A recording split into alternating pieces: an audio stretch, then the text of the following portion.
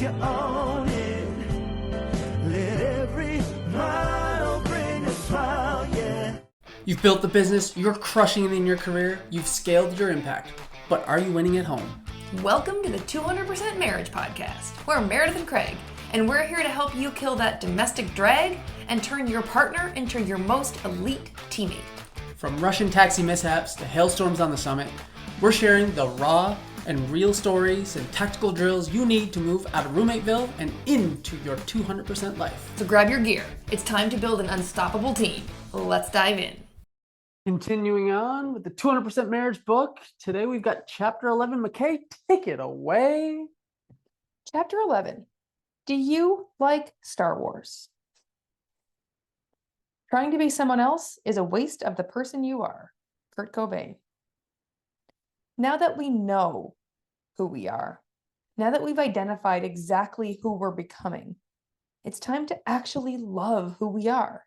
It's like our friend and Greg's fabulous wife, Cayla Kimble, says, you can be a masterpiece and a work in progress at the same time. Meaning, you can work on becoming the best version of you while at the same time love the badass human you are today.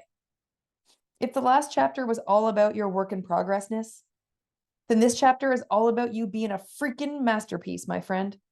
This chapter is all about loving the badass human you are right this very moment. This chapter is all about your self-worth.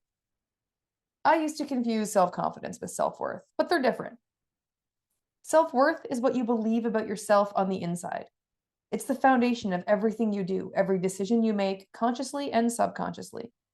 And here's the truth. You don't have to do anything to be worthy. You are a living, breathing human being, and that makes you worthy of everything you want in your life, especially an amazing marriage.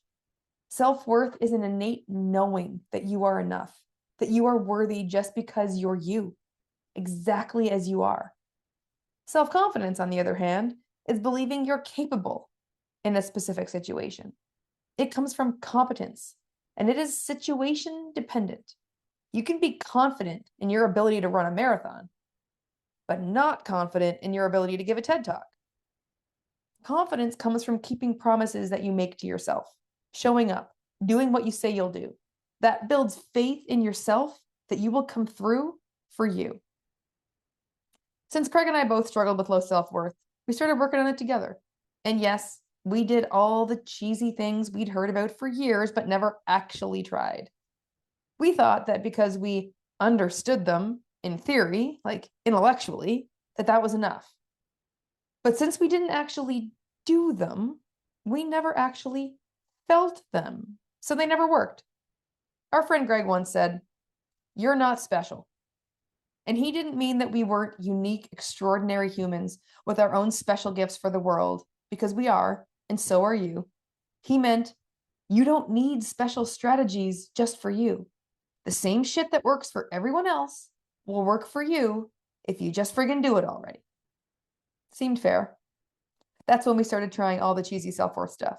We wrote, "I am enough" on the bathroom mirror. We set alarms on our phones to go off twice a day with the same message. We looked in the mirror each morning, smiled, and said, "I love you, I'm proud of you." And then we gave ourselves a high five. We started speaking to ourselves kindly.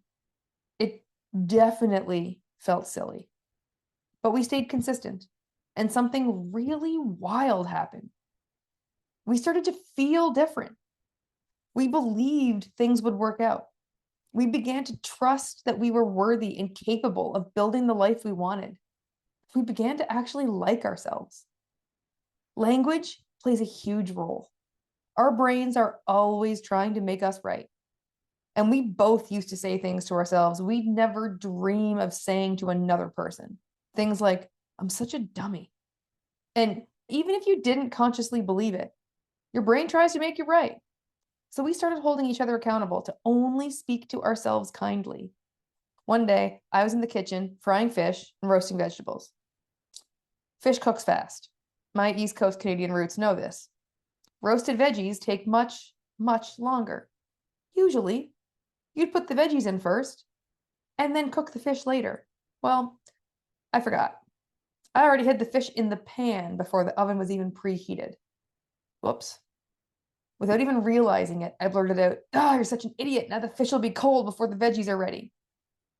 From the living room, Craig sang out, "We don't talk to ourselves like that anymore." He was right. I wasn't an idiot. I forgot the vegetables. I made a mistake. I would never have told him he was an idiot if he did that. So why would I say it to myself? Changing the way you speak to yourself is essential. So is giving yourself grace. When you're making significant changes in your mindset, your identity, and your relationship, you're going to slip. So will your teammate. Have grace for them. Have grace for you.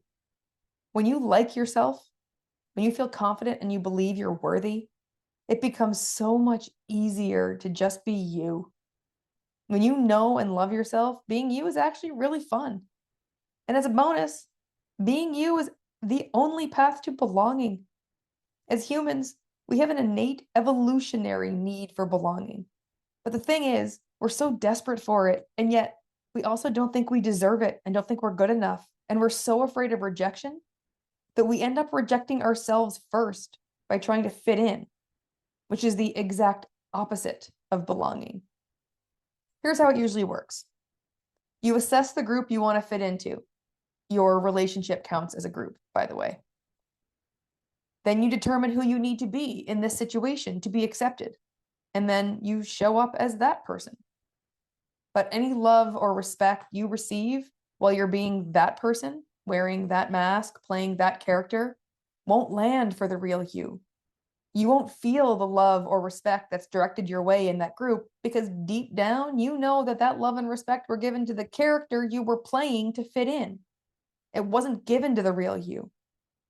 And fitting in only reinforces the belief that you're not good enough. Belonging is the opposite. The only way to belong is to be yourself.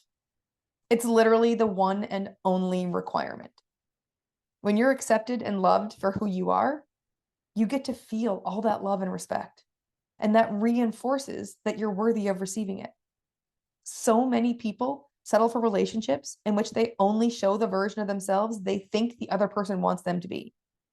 It's dangerously easy to fall into that trap. When Craig and I started dating, we were asking each other all those early dating, get to know each other questions. At one point, he asked me, "Do you like Star Wars?" Seems random. I guess there was probably a new Star Wars movie coming out or something. Who knows why he asked? But the question made me pause. Based on my experience, most dudes seem to dig Star Wars. And I liked this dude, and I wanted him to like me. So I struggled with how to answer. Do I say, "Yeah, sure, Star Wars is cool," and then pray we don't end up married watching Star Wars movies every Friday night for the rest of my life? Or do I say, "Star Wars isn't really my thing," and risk him not liking me and ending this relationship before it even really gets started? Even though my self-worth and self-confidence were low, something inside me held firm. Despite my history of fitting in instead of belonging, something inside me told me that if not liking Star Wars is a deal breaker for this guy, then he probably isn't the guy for me, even though it seemed like he could be at this point.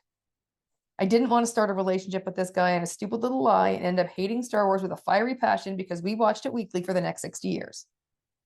I just said, "No, not a big Star Wars fan." To which he shrugged and said, "Yeah, me neither." Anticlimactic, right? He doesn't even remember the conversation because it was meaningless, because it was a meaningless question for him. But for me, it was huge. For me, for the first time that I can remember, I decided to be me instead of who I thought the other person wanted me to be. And that vulnerable moment gave me the courage to keep showing up as me in this relationship. From that moment, I felt like I finally belonged. I was no longer just fitting in, which meant I could truly receive the respect, kindness, support, and love he offered. It's essential to love yourself. When you do, you show up as you. You receive all the love directed your way, and in turn, you give all that love right back. So let's chit chat about some more ways to take your self-love to the next level. And that's chapter 11. Chapter 11 in the books. self-worth versus self-confidence. That was a distinction I had never knew existed before. Yeah, me neither. But once I learned it, it made sense to me. Yeah. Like self-worth is just the innate enoughness that you already are. It's the masterpiece that you are. Just because you exist. You deserve the relationship of your dreams just because you're a living, breathing human. That's all. That's all that's required. I never made the connection that being self-worth and not self-confidence being completely situational dependent. Yeah. And it's so true. Thinking back to school, if you put a basketball in my hands and put me in the gym, completely confident. You put me with an essay that I had to read or something at the front of the class, completely not confident. Yeah. So you can be confident in one area of your life and not confident in another because it depends on the situation and how competent you are in the task at which you're trying to decide if you have any confidence. So it's competency based and situationally dependent, and that makes perfect sense to me. Totally. And you build it through evidence, through keeping the promises you make to yourself, through showing up, through repetition, through building the competence that you are capable of it. And through doing some of that cheesy shit. Well, that's the self-worth. Yeah. Yeah. Doing that cheesy shit that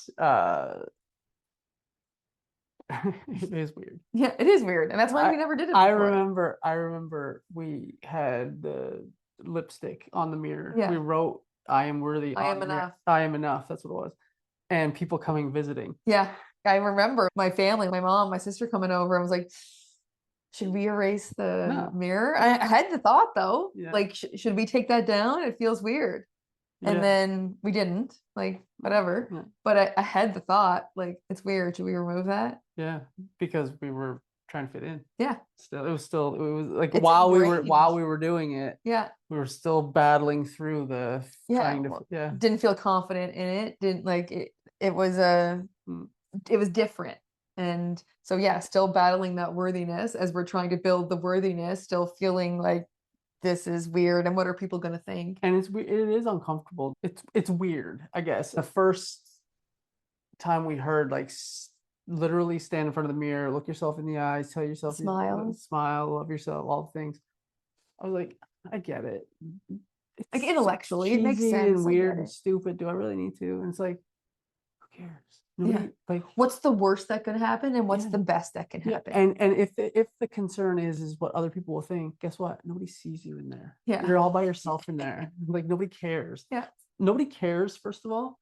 And even if they did, they don't see you. Right. But nobody cares. So just do it. And so it was an adjustment. It was weird. And like, you're like looking yourself in the eye and telling yourself you love yourself while you're brushing your teeth or whatever, and high-fiving yourself, fist bumping, dancing, flexing, whatever it is that your thing is. Look inside my world. It is weird. It is weird. And it's not easy for people. Like, it's when you first start looking yourself in the eyeballs in the mirror and smiling at yourself and saying, I love you, I'm proud of you, high five. It gets easier though. It's uncomfortable at first, but it does get easier. It gets easier though. Yeah, but don't feel weird if it feels weird. Like, it's super uncomfortable at first, and that's normal. And like we talk about in the book, as you're going through it and you stumble and you start to think about, oh yeah, but like, what if the guests see the mirror and all the things? Have grace for yourself. Like we talked about in the book, have grace. It's a difficult thing to do. And the fact that you're even listening to this and considering it and gradually doing some of these things, when you stumble, when you fall, it's inevitable. It's going to happen. Just have grace for yourself. The thing I love about the mirror work though, is that it doesn't take long. It takes like 10 seconds. And like, we all, like, I don't know anyone who, when they wake up in the morning, pretty much the first thing they do isn't pee. You gotta go pee. You gotta pee. So then when you're washing your hands after that first pee of the day, just do it then. Like, just build the habit of, like, you already are in the habit of going to the bathroom first thing. Just add that to it. Hopefully the habit of washing your hands is already ingrained in you. If it's not, then we can have it stacked. Let's add that in. Then we can stack. We can start the habit of washing our hands and stack on a quick I love you. I love you enough to wash your hands. And then the belonging versus fitting in, the difference in that. And again, another thing that I really never understood the difference in, it was all about fitting in when I was a kid. It was all about fitting in. And then obviously, what you learn as a kid and what you adopt, it becomes what you kind of continue those patterns through your, into adulthood. Yeah. And so for me, I came from a military background. My dad was in the military. We moved around a ton. I was always the kind of like the new kid. And so you'd move to the new school or the new neighborhood. It's like, okay, who do I have to be in this group to fit in so that I'm not ostracized, that I have people, that I'm not the loner kid that has no friends or whatever. What do I need to do to fit in Who do I here? need to be? Yeah. And so And it's funny because I grew up also needing to fit in, but for the exact opposite reason. Because you moved around and you were the new kid everywhere you went. Yeah. But I had the exact same 20-ish kids in my class from grade 1 to 6. And like there were still kids from that class in grade 12. Like the schools got a little bit bigger, so there was more kids, but like you didn't want to be the weird kid in class. You were with the same cohort of kids through your like the whole educational So if you didn't fit career. in grade 1, You were for 20 years. Yeah. So like I felt a strong need to fit in because You knew you were going to be with these kids forever. yeah, Growing up. yeah, it's a small place. Like if you get a reputation of being the weird kid, well, you're probably going to be the weird kid for 20 years. Yeah, and it wasn't until I think it was Brene Brown for me that Mhm. really Yeah. made me understand the difference between fitting in and belonging. And that it's the opposite. And yeah, and then it was like, it clicked. It was like, oh. And that's where we talked about it in the last episode, in chapter 10, where if you're trying to fit in and you're you've got a mask on and you're being this different version of you, that's not really you, all the love that's coming from that group that you're trying to fit in with, or in that relationship that you're trying to fit in with, doesn't land for you because it's landing on that version of you that you're playing. Mhm. So it's you just never really ever feel it. It's like it's that they're giving it, but you're not absorbing it. Because It's they're like, not giving it to you. yeah, The real you. they think they are. They think but they're they giving are. it to the version of you you're playing. Right. And so you never really ever feel it. And so there's always this misalignment. You don't feel the love. Yeah. Which is why admitting that I didn't like Star Wars. Yeah. Why was that the point in time that you decided to plant your flag and say like, fuck it, I'm just gonna be me and see where this goes? Like, was it just a click moment for you as an individual, personal growth? Was there something in our relationship or something that I had done that made you feel safer? Like, what was it that was the moment for you? It was definitely early in our relationship, like in the first weeks-ish of our relationship. I don't remember exactly, but like early on. Yeah. Also early in our relationship, we clicked quickly and easily and like had a lot of the same thoughts, would basically finish each other's sentences very quickly. So like I knew we thought similarly, had similar values. And I think it was subconscious. I don't remember consciously thinking that like I'm safer here. He understands me better. I didn't have any conscious thought of that, but looking back, I know that we had a lot of the same thoughts and opinions and ideas and things like that early on. And so I think that played a part. I think there was also, I was just getting to a point in my like 10 years of singleness that it's like, fuck it. I am done trying to be, I'm done with the bullshit. I'm done trying to be like the cool girl, the low maintenance girl, the one that like I'm just likes everything. Yeah, I'm just done trying to be everyone's yeah. thing. I'm done trying to be who I think everyone else wants me to be. It's fucking exhausting, and it hasn't worked to this point. And so, huh? Yeah. And so, if this guy is going to be done with me because I don't like Star Wars, well, fuck him then. I guess he's not the guy I think he is. But not really. Yeah. So it was just like maybe it was a little bit of an experiment. Like what I've done to this point hasn't worked, and this guy seems different. Isn't it interesting that you not being you all that time didn't work out, and then the moment you decided to be yourself, voila, totally works out. Yeah. I hope someone learns it faster than me. Took me a long time. Hey, I'm right there with you. With some of the lessons in this book took me a while too. Here we are. Yeah. Right on schedule. Next week, chapter 12. Want to know what the title is? Chapter 12? Stop shooting on yourself. Stop shitting on yourself. See you next week. Bye. And that's a wrap on this week's briefing. If this episode hit a nerve, don't let your momentum die. Head over to the 200percentmarriage.com/unstoppable team to take the Unstoppable Team audit. Find out exactly where your domestic drag is hiding so you can start optimizing your team today. And if you love the show, share it with another power couple who refuses to settle for fine. Because a 200% life is better with a community. See you on the next adventure.